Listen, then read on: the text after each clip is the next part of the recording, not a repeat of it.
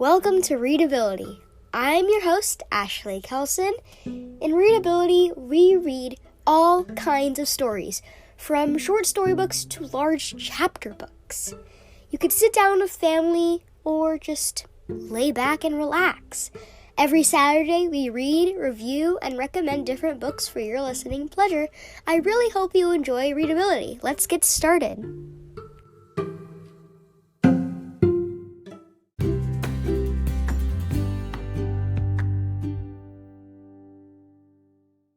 Hey there, everyone. I apologize about last week's video. Anchor was not working for me, and all it was a reading episode. You didn't miss much. I was planning to talk about the second Percy Jackson movie today, or as the fan base likes to call them, the Peter Johnson movies. Anyway, we do have a good amount of pros, not a lot though, and around the same amount of cons as last time, of course. These kinds of episodes are fun to do because it's not just about books, but it's related to a book series I really enjoy. So without further ado, let's get on to the movie review.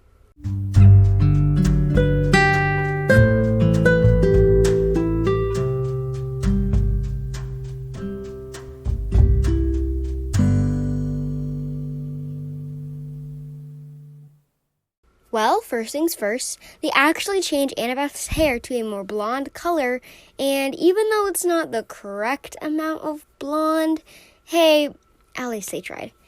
This is a bigger pro. They actually included the characters we missed out on in the last movie. We finally have Mr. D, who's actually pretty spot on, and Clarice. If you didn't know, these two characters were not included in the first Percy Jackson movie, though in the book they were. The final scene of the movie is actually pretty accurate, believe it or not, and some others are good as well. Though these pros don't compare to the cons, unfortunately. First of all, what happened to Tyson? In the books, it's pretty clear that Tyson has a mindset of someone who's much younger than he is himself. His sentences are just one word.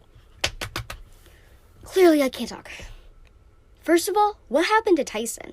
In the books, it's pretty clear that Tyson has a mindset of someone who is much younger than he is himself. His sentences are just one word, and in the movies, he's actually pretty normal for the most part, which really isn't correct. But anyways, still disappointed that everyone is aged up by a lot. For those who didn't read the books, at this point, they're still 12. What age are they in the movies? I'm not totally sure, but possibly 16 or 17. Yeah. Can we also point out how they use electronics to look up how to save Thalia's poison tree in front of Chiron? That's not supposed to be possible. Being a demigod, you can't use any device because it will attract monsters, and common sense, you don't want a monster hunting you down. But I digress. I forgot about this. Grover isn't actually supposed to be there at the beginning of the movie. He's supposed to be marrying the Cyclops you meet later in the movie. The way the producers did it was by making Grover get kidnapped while the trio were going on their quest to save the Golden Fleece, which, alrighty then. And don't get me started on why Kronos appears in the movie. He's 2 books early.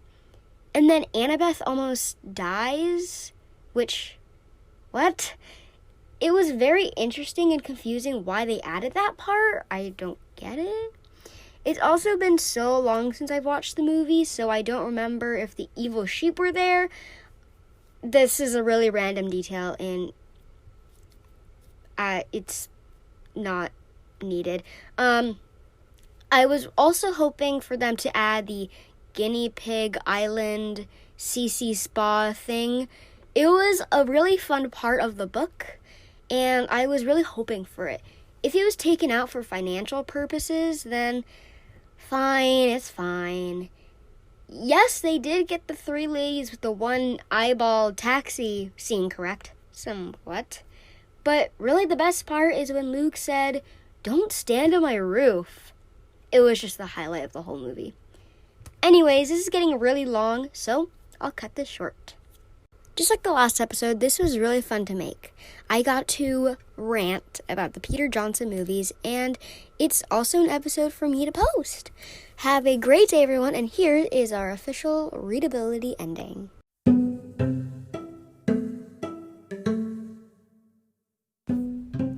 Thank you for joining me, your host, Ashley Kelson, on Readability. It has been a really great time, and I hope you join me again next week. Remember, every Saturday we either read, review, or recommend a book for your listening pleasure. I hope you enjoyed today's episode.